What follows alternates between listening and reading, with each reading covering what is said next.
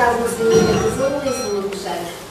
И освен, че съм акушерка, тази може би първата акушерка, която влезе на бял свят с едно училище, което подготвя бъдещите майки за раждането, като разбира се учител всичко това нещо, което е свързано с моята работа и това, което всички ние в университета сме.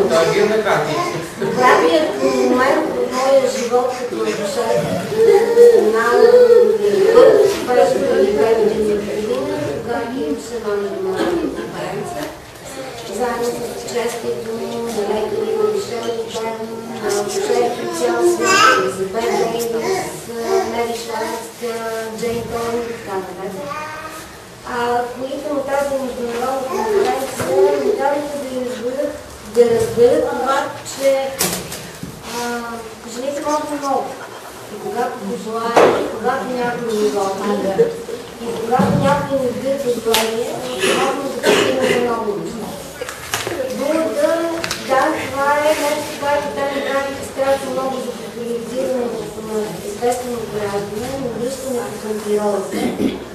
Но така ще говоря и от гледна точка на това, че за да се постигне всичко това нещо, трябва да има един страхотен екип. Тоест, има много добра комуникация между екипа, което означава лекар, акушер и дула. Това за мен е най-важното. И когато тръгне една жена да ражда, тя избира дулата, тя избира човека, който ще й даде емоционалното. Също така е хубаво да се запознае с акушерката, която ще бъде раждането. Защото тя ще бъде другия човек, който ще бъде до вас, да ви подкрепя в самото раждане. Вече от медицинската гледна точка. И другото, третото, което задължително трябва да имате и избори или най-малкото да се срещнете и с лекар, който има отношение спрямо нормалното. Който може да има търпението като една дума и една акушерка, да доведат до нормалния край един такъв дълъг процес, който естествено трябва да небезна масата на страна. Така че когато правите избор, не правете само избор на дума, или само избор на лекар, или само избор на акушерка. Срещнете се с всичките тези хора. За мен това е екипност. Значи аз работя с доктор Ванчева в самото начало, когато започнахме, докато се стифираме нещата едно друго, имахме си и ние неща. И тъква. И тя казва, стига си мисли друго.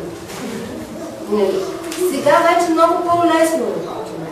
Разбираме се много по-бързо, много имаме се тази комуникация. Работейки с Оля, ние с нея най-много имаме. Значи дорите всяка една за себе си е различна и тя като темперамент, като характер, като отношение, като позиция и така нататък. И това е също много важно да познаваш и дорите. Защото аз се познавам само Оли и съм сигурна как да работя. Ако дойде друга дума, която има друг маниер на работа, на мен ще ми бъде чудно и ще кажа, но защо тази жена прави така?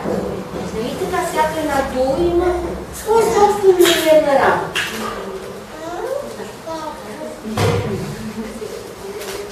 Така че за мен това са много важни неща, които вие също трябва да направите и когато подходите до раждането, точно това да търсите.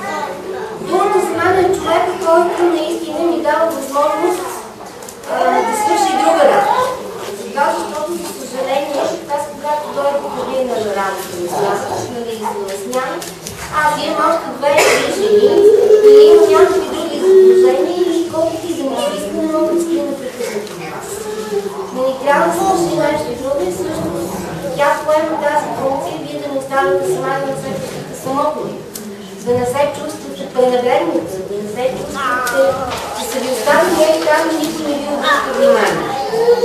Защото много често се кажа, не става вие да се тръгнете да не обърна внимание цял час. Това няма проблем, но на вас получи за цял час. По отношение на тази позиция. Ами трябва да ви кажа, че един такъв, който е решил да присъства на раждането на мама, на своето бебе, за мен те са страхотни. Този, който не е сигурен, че може, той не има. Или казва, аз съм до тук. Или решава, че няма да влезе в родилната зала, защото за него това е здраво. И в интерес на истината, те са, може би, някакви даже по-добри помогнати от дулите, затова защото те се познават много добре. Те се познават в най-интимните си моменти. И жената най-добре се чувства в уважението на любимия си човек. Те са създали това бебе с невероятна любов и съм убедена, че с невероятна любов ще се посрещат и трябва да бъдат двамата така. Дулите не бива да се конфликтират акушерките с тях, защото всяка една си има своето място. И когато ние започнем да ги разбираме и когато започнем да не се страхуваме от тях, че те не отменят задълженията, те не могат да вземат моето задължение.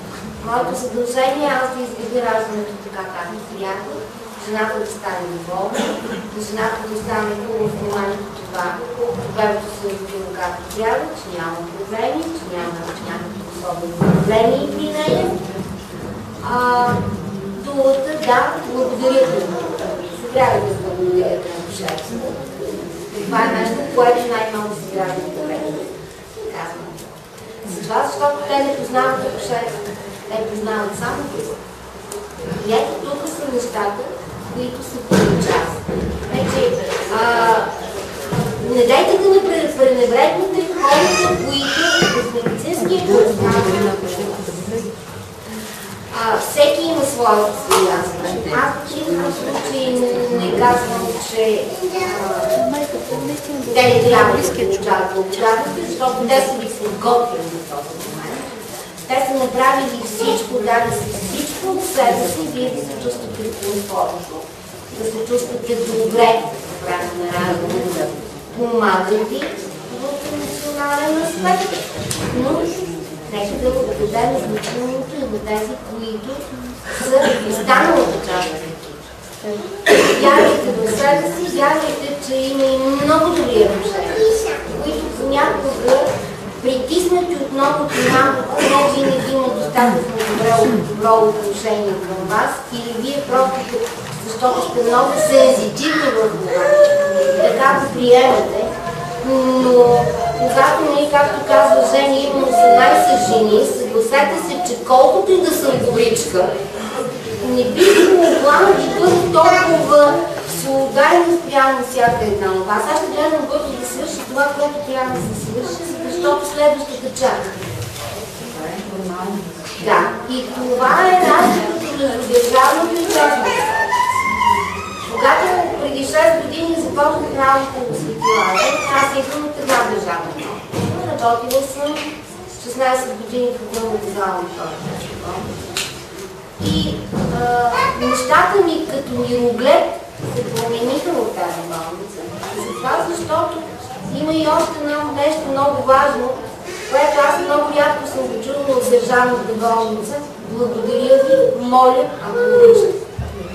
Но в частната болница, когато пациентите се стане и казват, извинявам се много, ако обичате, може ли това, вие не можете да отидете днева да ти го дам. Нали? Просто имаме взаимно уважение един към друг.